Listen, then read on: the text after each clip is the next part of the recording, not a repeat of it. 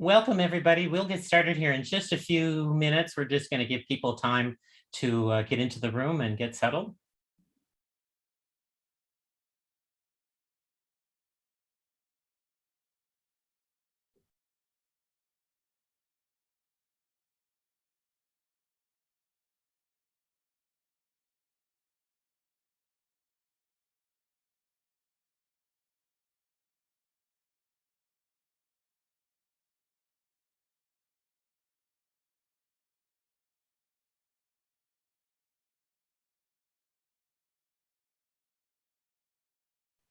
Looks like people are greeting each other in the chat, which is great.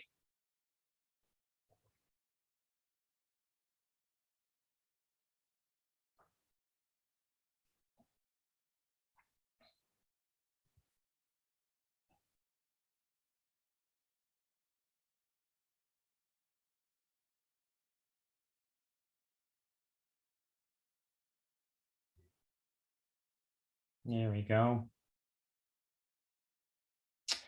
Well, I think that we still have a few more people coming in, but I think we'll probably get started here, since that way we'll have a full webinar. I really want to thank you for coming. I was going to say we have to say good morning, good afternoon, and good evening, depending on where you are in the world. That's what's so exciting about this webinar series. My name is Chuck Lennox with the Global Alliance for Heritage Interpretation. If you are speaking Spanish, you may not be able to understand this, but we do have Spanish language translation. And down in the very lower band on the right-hand side of the Zoom window is interpretation, and you'll be able to see the Spanish translation button there. So feel free to listen to it in your native language. I want to welcome you to the second in a series, our webinar series of Global Excellence in Heritage Interpretation. Today it's hosted by Interpret Europe, and Interpret Europe has more than 800 members, established in 2010, and currently represents nearly 30 countries across the continent. I'd like to thank Time Looper for their support of our translation service. Spanish translation, again, is in the lower right-hand band down at the very bottom of the screen to be able to use it. And today's webinar, Can Heritage Interpretation Prevent War?, is presented by Thorsten Ludwig, former managing director of Interpret Europe in 2015 to 2021, during the time he references in this presentation. Please put any questions that you might have for our speaker in the chat box, and we'll pay attention to those and answer those at the end of the call itself. So let me pass the screen over to Thorsten and we'll get started.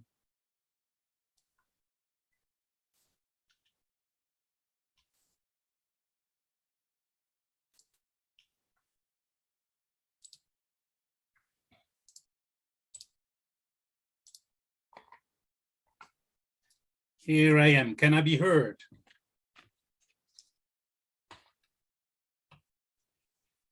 Yes, Thorsten, we got you.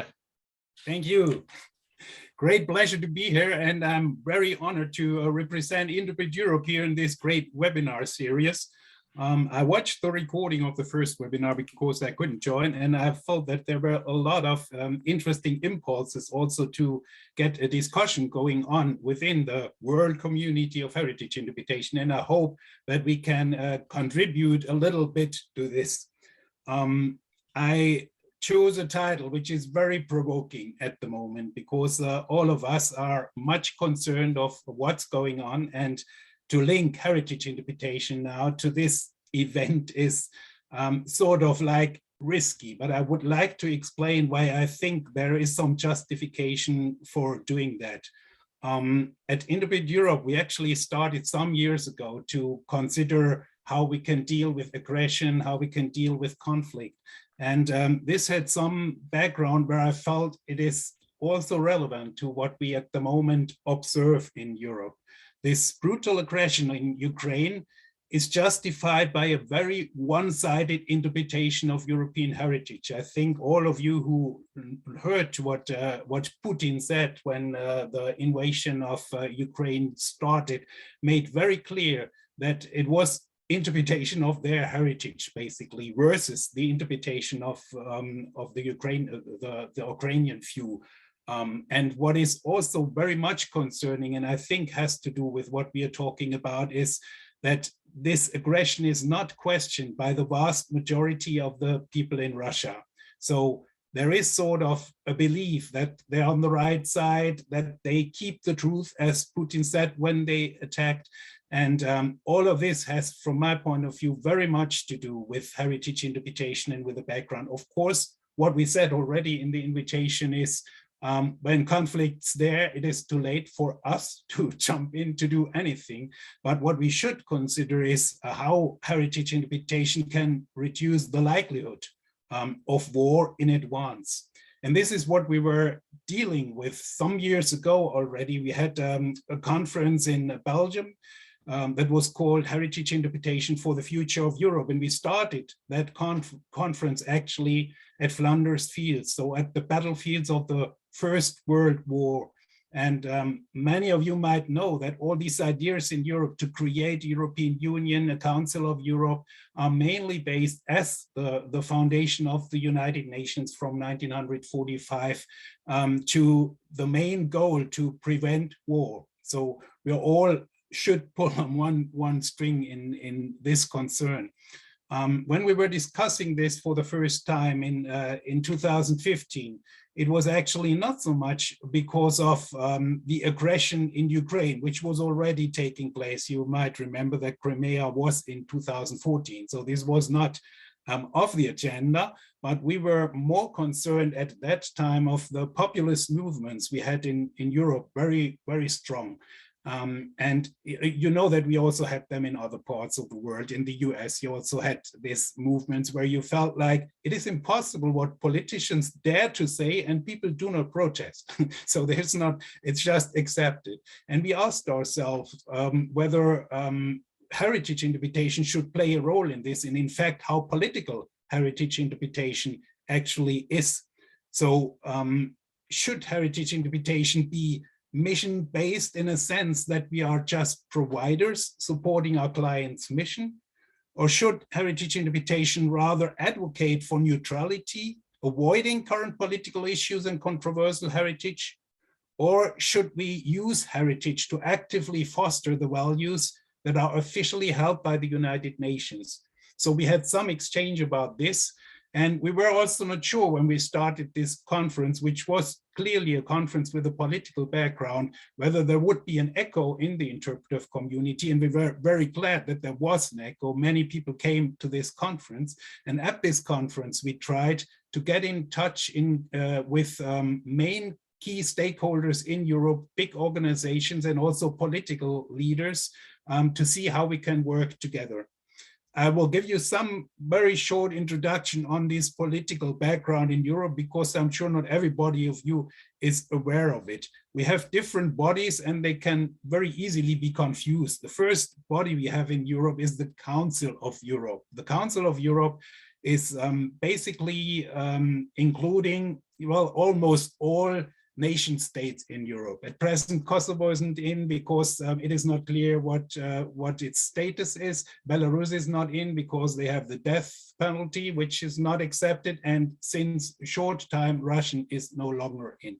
But all other countries are part of the Council of Europe. The Council of Europe, usually you are not confronted so much with when you're outside Europe. What you usually are confronted with is the European Union, so the EU.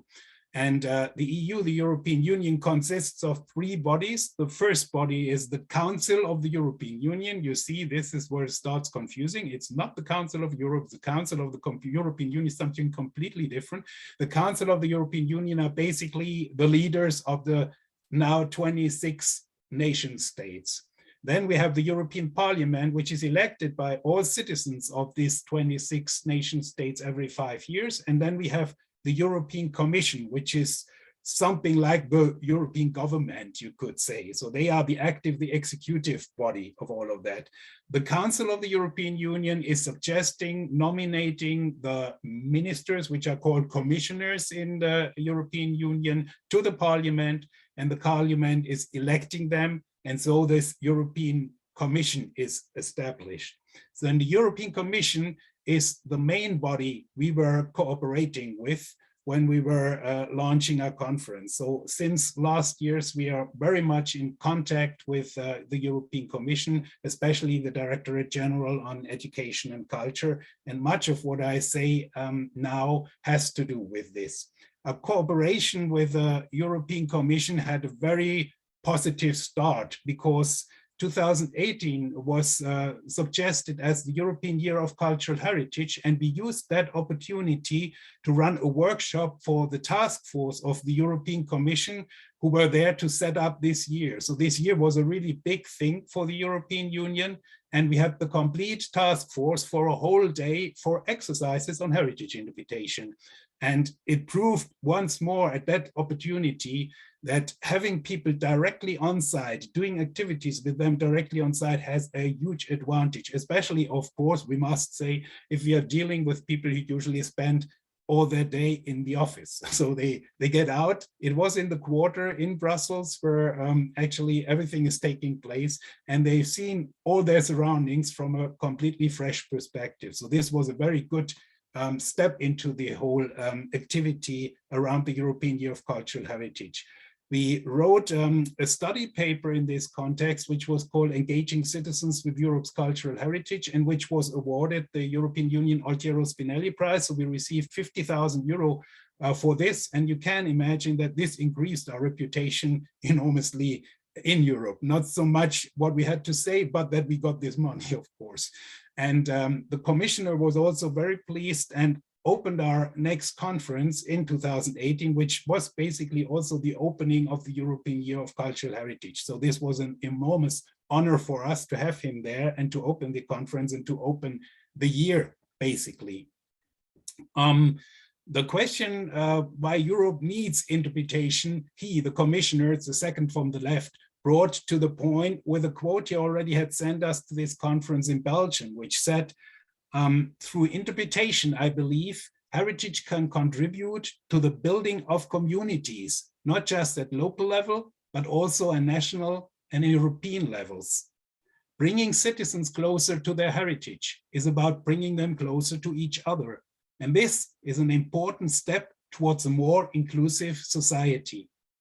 So you see that the expectations were rather high on what interpretation can do, community building and contribute to a more inclusive society. And I would like to add one other quote from a head from the Council of Europe, so the organization I first mentioned. She was there for a keynote at one of our conferences, and she said, if it is not the objects and places in themselves that are important about cultural heritage, but the meanings and uses that people attach to them and the values they represent, the act of interpretation and mediation is key.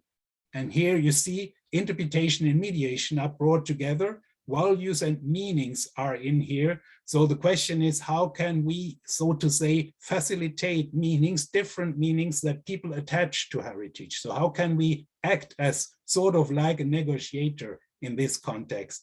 And this brought quite a new role to us, I would say, because until that time, we were not really considering so much in this direction. You know, we are traditionally much dealing with visitors, not so much with local people living around heritage sites. So this opened really new perspectives to us.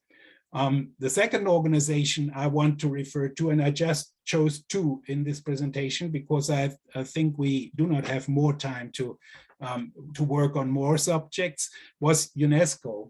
Unesco gave, at this conference in Belgium, one of the keynote speeches. The World Heritage Center did this. We were very much in contact with the representatives of UNESCO in Brussels, so the liaison office of UNESCO for the European Union.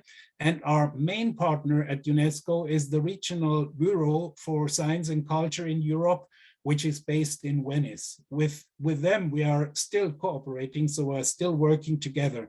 The reason why UNESCO ranges very much high up on the agenda for us is because they are the only ones who really honestly try to connect natural and cultural heritage. So they do not do this division, which many institutions actually practice, and they have heritage and education under one roof. So basically what they do is what we are up to. And we were very glad that we found open doors at UNESCO and that we found this readiness to cooperate. Before I want to highlight some of the points we were working on together with the European Commission and with UNESCO, I would like to say a few words about the evolution of the interpretive profession, referring to things that you know very well, but we were discussing this and we came to some slight changes in how we would interpret the history of our profession. You all know that we refer usually when people ask us, why do you call this interpretation, to a quote from John Muir from 1871, which was, I'll interpret to get as near to the heart of the world as I can. And John Muir wrote this in a context where he really exposed himself to, at that time, wild nature. So the avalanche and the wild gardens, that was what he intended to interpret. Basically, he was interpreting, so it was not that he did guided walks or any exhibitions or something, accidentally, of course, but not systematically. So that he said, I'll interpret, made perfect sense, and it would make perfect sense to call this interpretation. How else should it be called? We follow the track a little bit, and most of us would then refer next to his younger friend Enos Mills, who founded the Trail Site School in 1902 or around 1902, and who was basically training nature guides. And what now happened was that there was an intermediate between the phenomena and the people. They are still at the phenomena, so they are still in close touch with what is actually there, but there is someone in between and there is someone facilitating this process or guiding the process, however we want to see. And of course, the next big step for us in our history is Freeman Tilden's seminal work, Interpreting Our Heritage. Meanwhile, the National Park Service had been established. Freeman Tilden was working for the National Park Service. And what Freeman Tilden basically does was he developed some principles how people in national parks could be briefed to guide or to do interpretation. So there was the National Park Administration. The National Park Administration was briefing its mostly rangers, and the rangers were doing the interpretation for the people or with the people.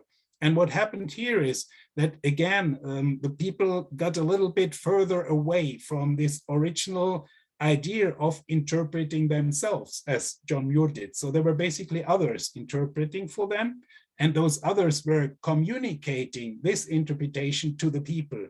And now in recent years, we sometimes have this, short term, if people are asked what is interpretation, we say, well, interpretation is communication. It's sort of a communication. And especially in Europe, where interpretation is not as established as it is, especially in the US, but also in the UK, this confuses people and they ask, why do you call this interpretation if it is communication, basically? So what we considered was, how can we get the people closer again to the original heritage phenomena, to get them into this whole interpretive experience and more encourage the people to interpret and supporting this interpretation by the people.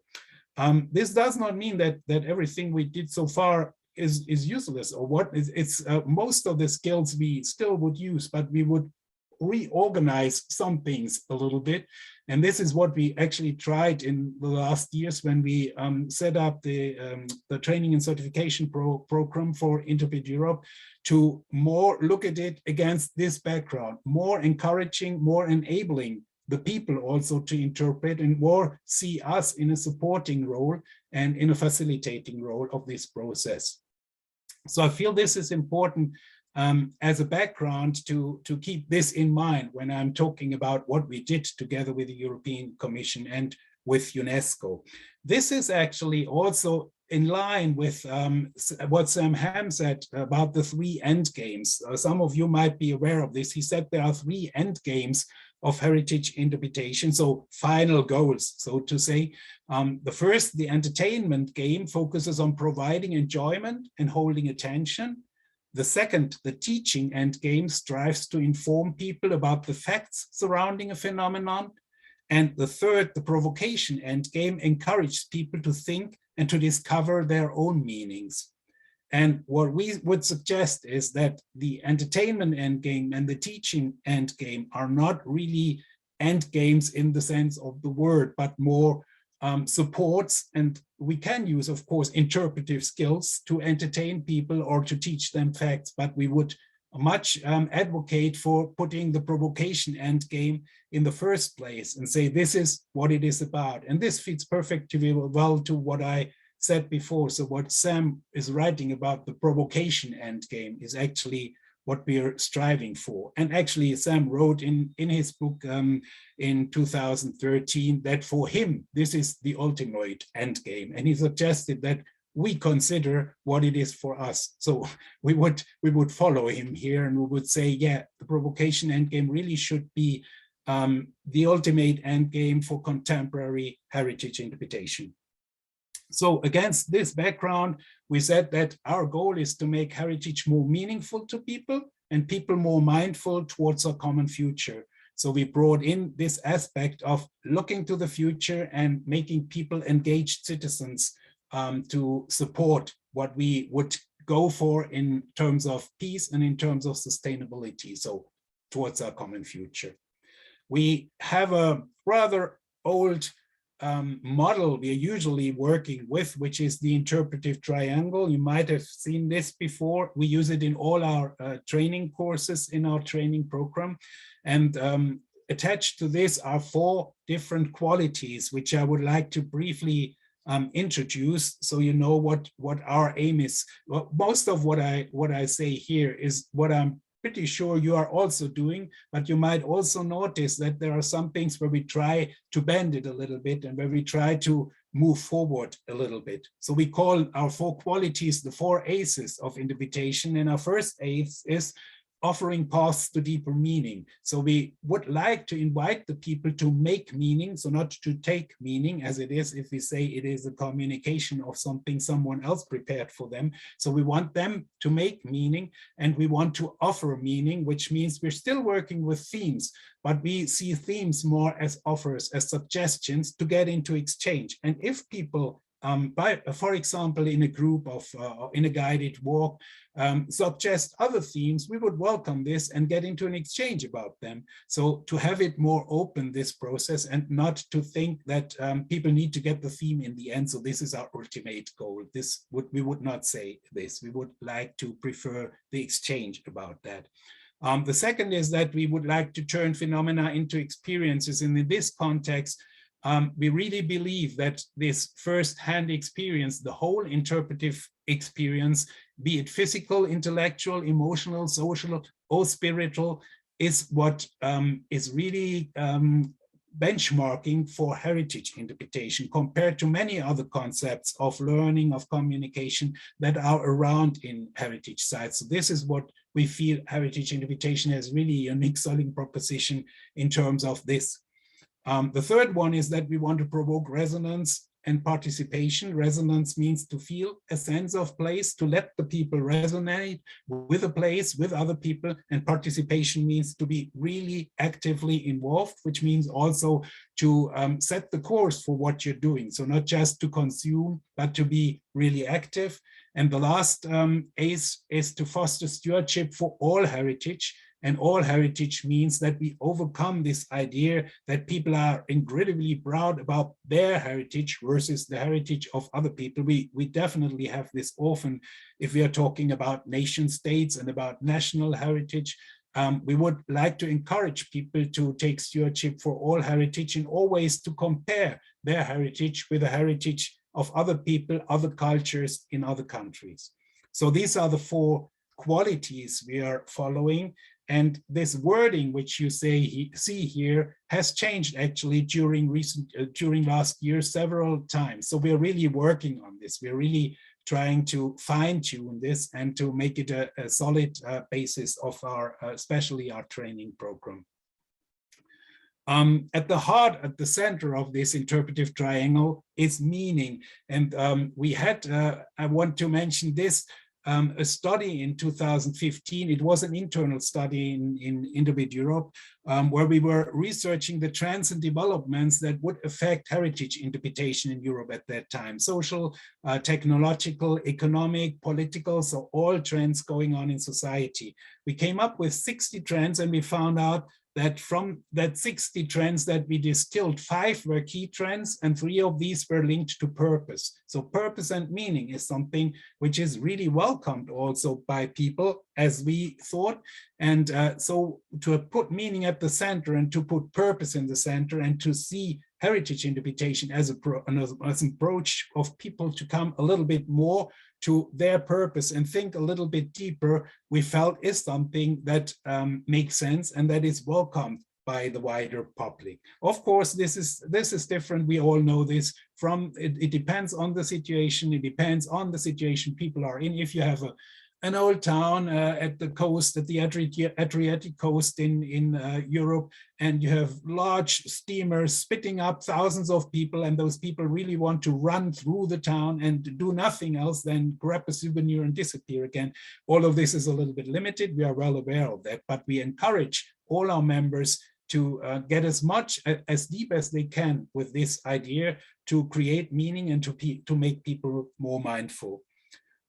One other source I would recommend, and I also recommend if you would not like to pick this up from the recording, to do screenshots from these sources, because I give you several of these short clips of books. You can find this, you can find it all for free on the internet, and the previous one you can also download from the Interpret Europe website. This is the Common Cause Handbook, which was very important for us when we were considering to work with frames and to work with values in this context I mentioned before. This Common Cause initiative, which is now a foundation, was established in the UK, and it was actually launched by 14 NGOs, of which WWF and Oxfam were the leading organizations. WWF is the Worldwide Fund for Nature, and they were really reconsidering their communication work in their organizations and came up with fascinating findings, I would say. The basis of this is that there was a study going on from Shalom Schwartz from Israel, a social psychologist who made a huge research across the world, across almost all countries, where he tried to find out whether there are universal values that people hold. And he came up with 10 groups of universal values. All of us more or less have. So even if you're not really a power person, you have some, traces of wanting to be powerful. And even if you're no hedonist, you have some of these traits. So everybody of us has a mix of these different values, but of course, some we emphasize more and some we would emphasize less personally. And the background for coming up with these 10 groups was a big research where Shalom Schwartz tried to find out what are values everybody around the world holds to a certain degree. And he came up with a lot, and he tried to arrange them in a way that those who are closer to each other appear closer to each other in a value map that he created. This is his value map. You do not need to read anything on this map. Of course, this is much too small. I just wanted to show you within these 10 value groups, which you can see here on this value map, there are lots of values, and these values are arranged in a way how you can find them together. So for example, a person to whom safety is very important might more be in this conformity sector, and might also have a close relationship to family values, which is benevolence. So all these values are somehow arranged in a way that you see what resulted from these interviews that Shalom Schwartz did. What we did now when we were working with the European Commission was we were looking what are the shared values from the European Union. So the European Union Treaty on the European Union, this is the basic paper on which the European Union is based, explains what values are important in the European context. And what you can read here: respect for human dignity, freedom, democracy, equality, the rule of law, and respect for human rights, including the rights of persons belonging to minorities, pluralism, non-discrimination, tolerance, justice, solidarity, and equality between women and men. This is just one short quote. We could have found many more values, of course, in the paper, but you see, this is what is in here, and this is not very surprising because this is basically aligned to what the universal values are of the United Nations. So the whole Western world basically was sharing these values, and they're also in the Declaration of Human Rights mainly included. What we did now, and this is where we started our cooperation with the European Commission, was we tried to find where these values are in Schwartz's value map.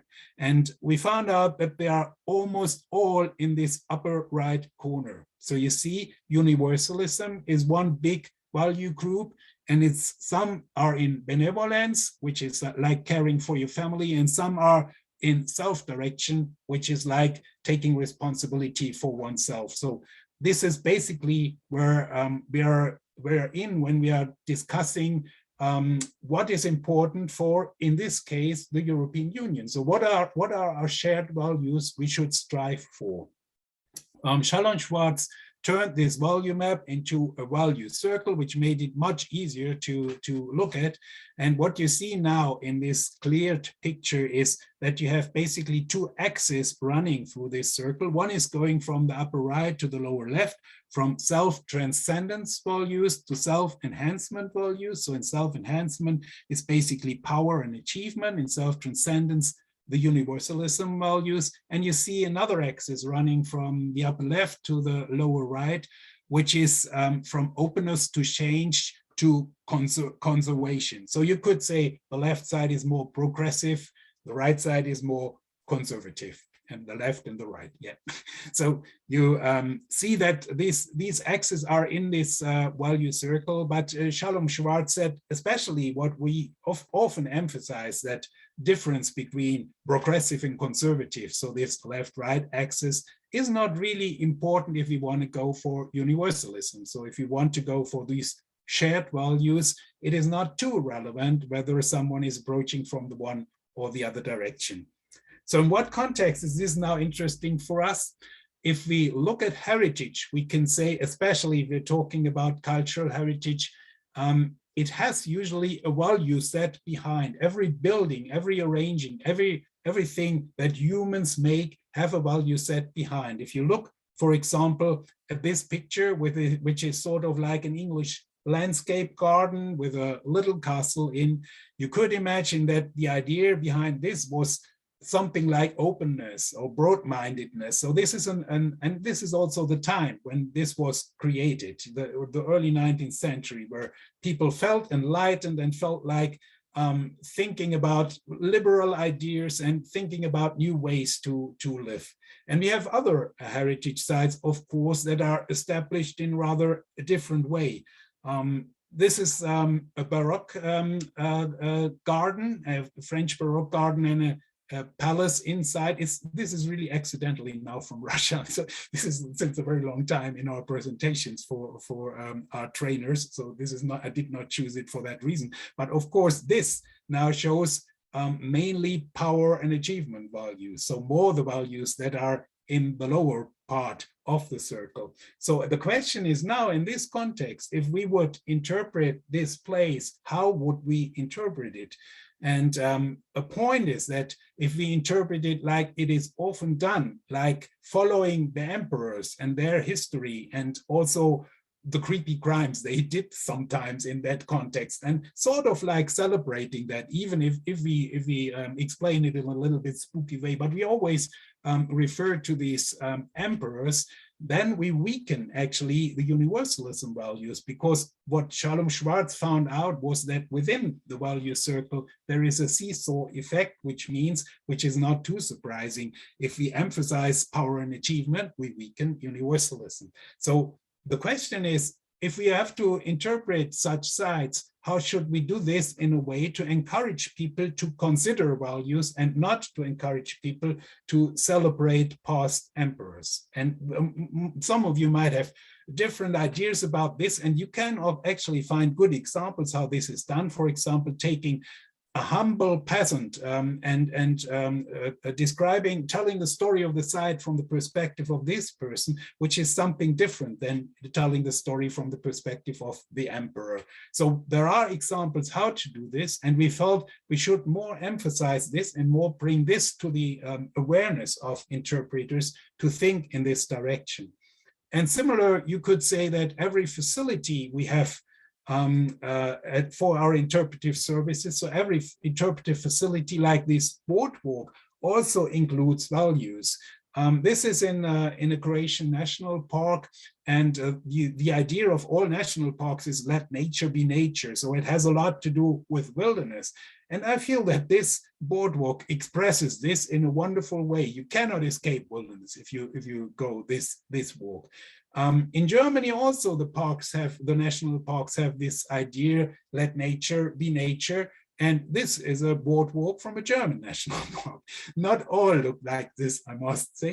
But if you think of the value circle again, you could consider that this is much closer than to values like security, safety, than to stimulation, adventure, self-direction.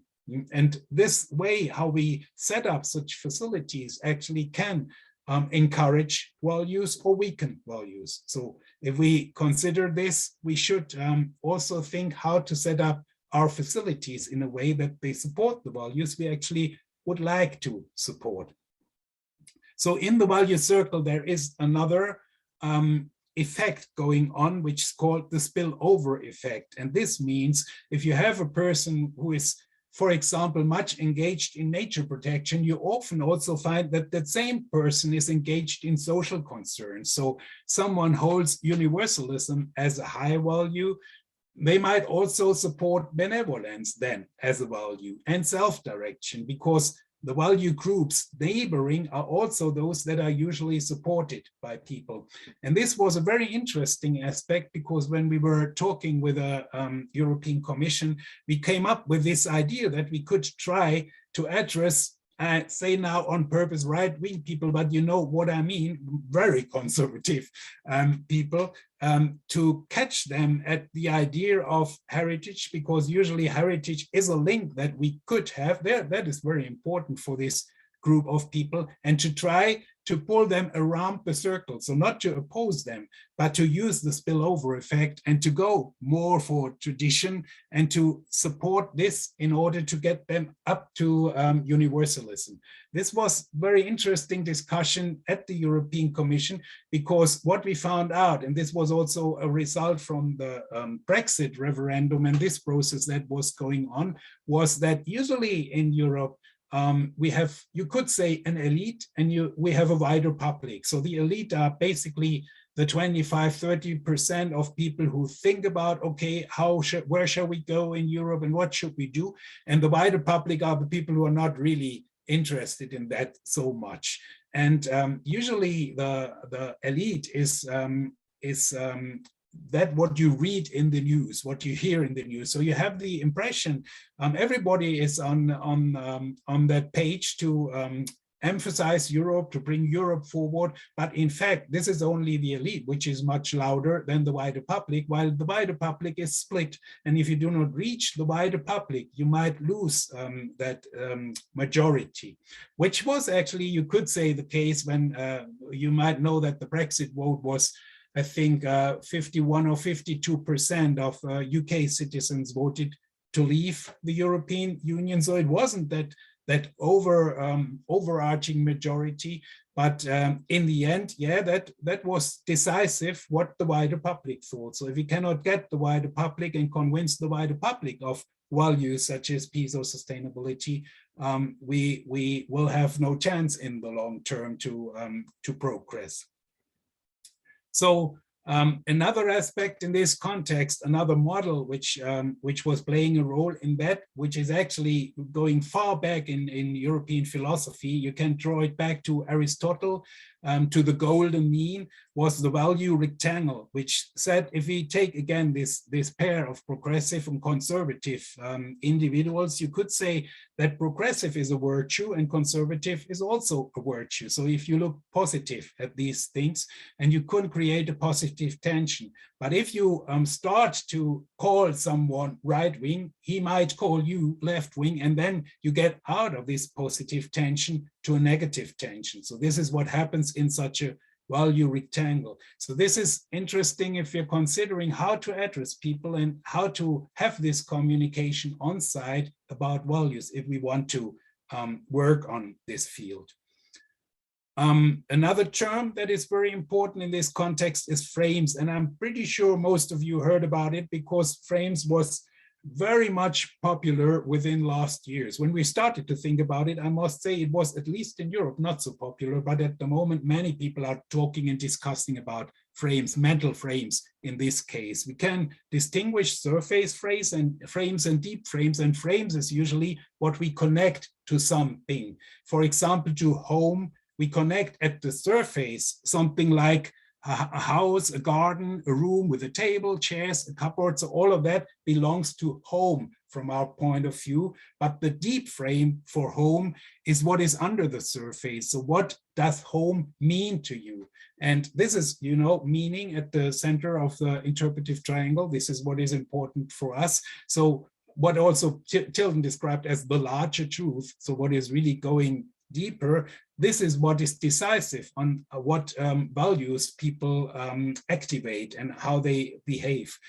There is a very impressive example for this from George Lakoff, the linguist, who was writing about the attacks of the 9/11, the war on terror, so the attacks on the World Trade Center in New York. And he said, when President Bush was first reacting on this, he said that was a big crime. But 1 week later, he was really emphasizing this idea of war on terror.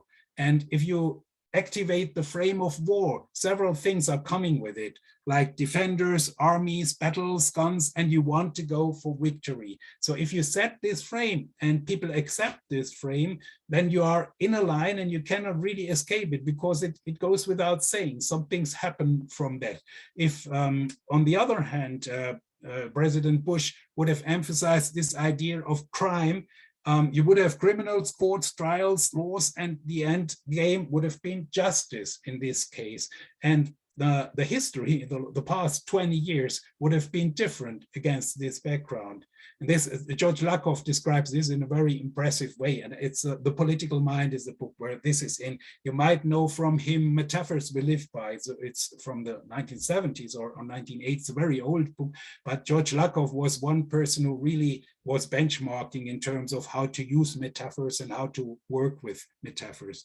So to set frames is something which is really decisive in how people think and how people discuss things. Of course, at Heritage Sites, we're not talking that serious about these things like here in the war on terror case, but of course, we can use frames that more emphasize solidarity, working together, and we can more use frames that emphasize aggression and separating people from each other. We should consider multiple perspectives when we talk with people, and we came up with some recommendations how to do this if we're talking about practical heritage interpretation, so how to put this in practice.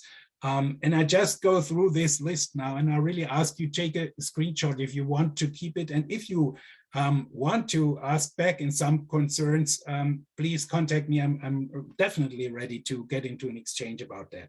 The first one is we should banish any overwhelming of others. So if we feel we are stronger, we have a theme, and we feel we are very well prepared and we are stronger than someone else who might confront it, we should not overwhelm this person because we are more powerful, but we should more open to other opinions and to get into an exchange. So this overwhelming ban is very important if we want to consider multiple perspectives and if we want to have an interpretation which is an interpretation on eye level with other people. We should address controversials and we shouldn't hide them. You might remember that in the beginning I said should we escape these unfortunate subjects that are around.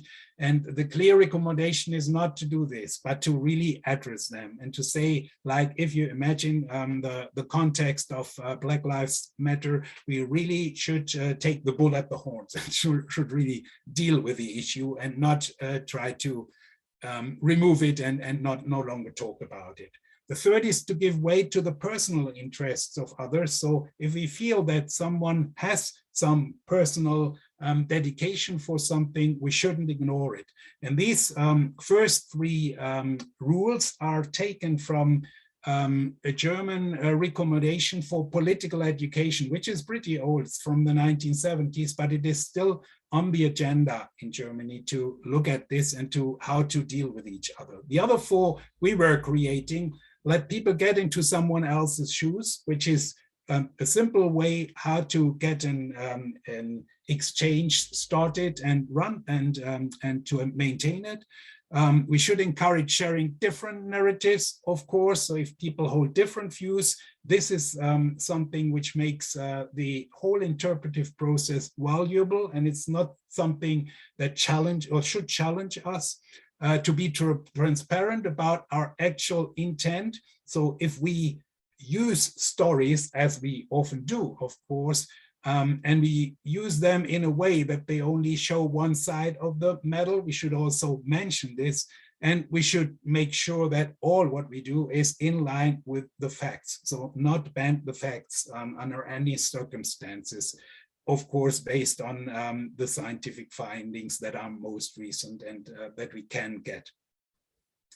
Background reading for this chapter I was talking about with the European Commission. I mentioned the Common Course Handbook at the beginning, and if you look at valuesandframes.org at this website, you can download a complete series of such handbooks, which are, one is for culture, one is for nature, one is for poverty, one is for art. So this is tailor-made actually for institutions you are more working with than with others. So I really, really recommend to get there and to download this. We have one publication at our Interpret Europe website, which is engaging citizens with Europe's cultural heritage. This is where everything is described, which I was talking about before. So you can download this for free. This is where we got also the Altiero Spinelli Prize for. We have another one, which is fostering communities through heritage interpretation, which is basically about examples how to support initiatives of local people to interpret their communities, mainly in Europe, in the Western Balkan area.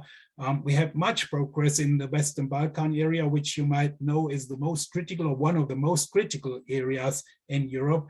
During last years, we got more than 300 new members from this area, and some of them were also involved in this initiative. So look at this, and you can download this. And if we are talking about active involvement, of course, I would like to mention Nina Simon and her participatory museum. Also, you can get this for free as a download from the internet. And the only thing I think you cannot get for free as a download is Dialogue for Difficult Subjects, which is a very small book, and it's also 15 years old, but I feel it's very inspirational and it's very easy to read. So this is about what I was talking in the last sheet, how to get people into exchange about heritage, and not so much telling them or sending them a message about the heritage. The other aspect I would shortly like to mention now is what we did together with UNESCO. UNESCO came up, that was especially the UNESCO Regional Bureau for Science and Culture in Europe, with this term value-based heritage interpretation. So it wasn't not us doing this, they came up with this term, and they defined it in a way and said the duty related to education through value-based heritage interpretation should form the core mandate of the visitor centers in UNESCO designated sites and inspire their activities. So they introduced this term value-based heritage interpretation, and they said this should be the core mandate of the visitor centers in all UNESCO designated sites in Europe, including World Heritage, including biosphere reserves, including geoparks.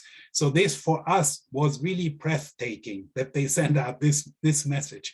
And now the question is, what do they understand if they're from value-based heritage interpretation? They created this diagram here where you see in the inner circle it says sites values. So these are values of the heritage site, obviously. The broader sites context, which means the economic, social, environmental context of the site, the surroundings of the site. UNESCO's designation, which means, of course, whether it's belonging to a geopark, biosphere reserve, or World Heritage Program, and UNESCO's values, which basically are what is in the mission of the United Nations and UNESCO, sustainability and peace. So they want to see all of this somehow included in the interpretation of UNESCO designated sites, which again is a big challenge, but which we started to cope with, and where we said we want to align our training program at Interpret Europe to this. We started with this a few years before, and I can't say that meanwhile we are at a point where we do this. We have especially our Certified Interpretive Planet course is used by UNESCO at present as a model course, as a pilot course, and is distributed to, at the moment, mainly World Heritage sites in Europe. So we had last year one course of that kind, and this year we will have another one, and this is work in progress. So it's really positive cooperation with UNESCO on this. They describe value-based heritage interpretation through 5 points. The first one is work on multiple value layers, which was the previous diagram, which I just shown you. I will not say this again. To adopt integrated approaches means to refer to other UNESCO concepts like education for sustainable development, mainly, and global citizenship education. UNESCO has learning programs, and they want us to align what we do with these learning programs, to engage for exchange, which means get away from experts telling people something, more encouraging people to get into an exchange about something. In this context, we should facilitate and mediate for possible transformation towards more peace and sustainability, of course. And the last point is we should invest in capacity building, which is very welcome by us, because this means if UNESCO can encourage its designated sites to book training courses on heritage interpretation, of course, this is very interesting for us because it's our market, and we could run courses at UNESCO designated sites with their support. So this is where we want to go for, of course, and where we would like to encourage UNESCO to support us in this direction. They say we should raise awareness on the values of sustainability and help converting site experience into transformative experience. So this is basically what they expect from the cooperation with us. I mentioned education for sustainable development, and I want to show 3 or 4 slides on this.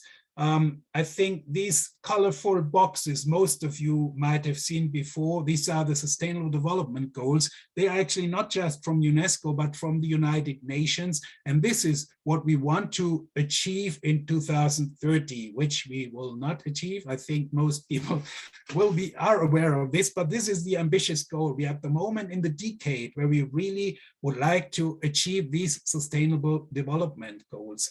And the way to do this in the learning sector is education for sustainable development, which was already introduced in, I think, 1992. So it's a long story. There was a world program and a world decade. And now these are the sustainable development goals we should strive for. In the roadmap for education for sustainable development, it looks like this. You do not need to read this. I just want to show you how they arranged that now in a circle. Within this circle, there are the goals for education for sustainable development. This is this gray shaded inner circle. And in the center, you see there are 3 gray circles. This is actually where I want to point to. These are quite conventional if you're talking about learning. So it is basically, you could say, with head, heart, and hand. And the heart sector is this social and emotional learning dimension. And if you look at this, you can read You should build core values and attitudes for sustainability, cultivate empathy and compassion for other people and the planet, and motivate to lead the change. And what we felt at IE is that this gray circle, different from the others, is where we can contribute most and where we could offer to complement actually formal learning as it happens in schools. So the non-formal learning sector, which we represent as interpreters, could complement formal learning. We would not object formal learning, which is, as most of you know, basically looking for knowledge and skills and for measurables. It's not so much about value building and helping people to grow, but this is how we could contribute to it, because this is in education for sustainable development, and this is a real deficit, especially, for example, schools or universities have, because they are much more focused on knowledge and skills. So this is the part which we could contribute to this whole story, to the development in this course of education for sustainable development. We also thought about how to align education for sustainable development to another subject, which is very important in our context, which is mindfulness. So you see on the right side, this diagram, which we usually use, you have an economic development. The economic development has limitations in social concerns. The social concerns have limitations in terms of our natural assets. So this is basically this triad between economy, equity, and ecology. And we felt that we could do the same in awareness building if you're talking about mindfulness, where we say we can increase mindfulness of ourselves. This is what actually is far up on the agenda if you're talking about mindfulness at the moment. It's a lot of meditation, strengthening oneself, but we could also extend that to mindfulness of others and to mindfulness of the planet. And you might know that especially Jana Moscardo was writing a lot about from Australia in this context, how mindfulness could be encouraged. She was also a keynote speaker at our last conference. And this is a very important subject which we follow at the moment. And I do not want to say more about this here because time is almost out, and you can find more in the literature I will recommend now. We had a conference fostering heritage communities, and in this proceedings of the conference, which again you can download from the IE website, you find a paper, The Relevance of UNESCO Learning Concepts for the Development of Heritage Interpretation. So all what are now described in terms of UNESCO in a quick run, you can read there in detail if you like.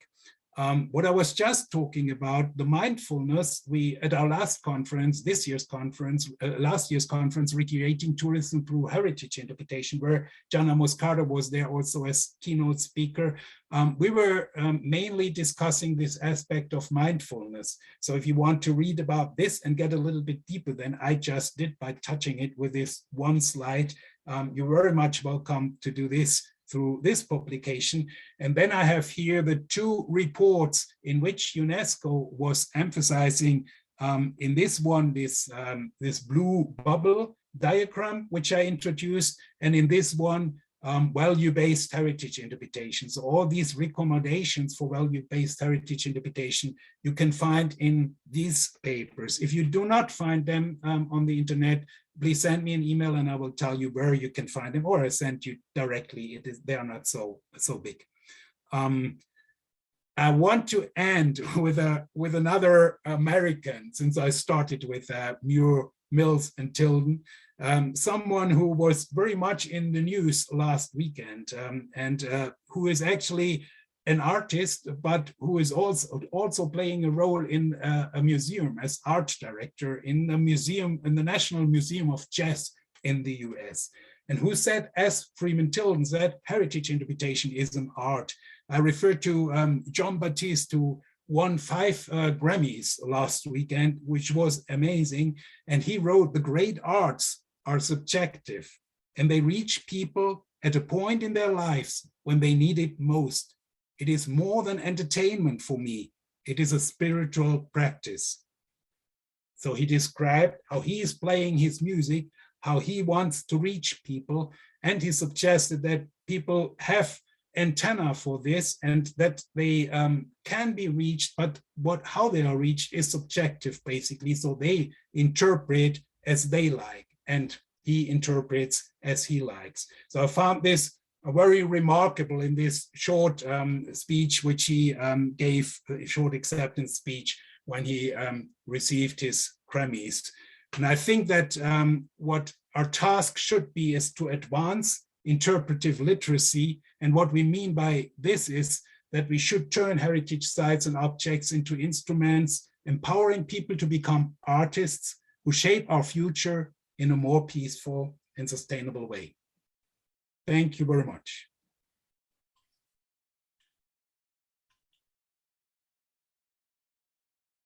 Thank you, Thorsten. You've given us a tremendous amount of things to think about. This is so exciting to see kind of this background that we have that we can use to go forward. It's really exciting to hear this. It also shows the role that we can play if we take advantage of that. And we really think about how we present, who we present to, and the stories, the forgotten stories and untold stories in many cases in different kinds of situations. We really appreciate this, and this is I don't want to read all afternoon, and I can't because I have to work. So thank you so much.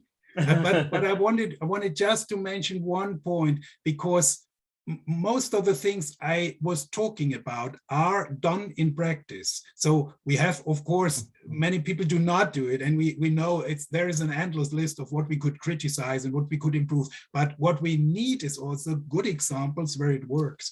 And I think that could be also maybe a challenge for the Global Alliance to collect such good examples to show really we are progressive. We are in a good way. We can also point the way for others in our segment. I wouldn't extend it too far, but in our segment.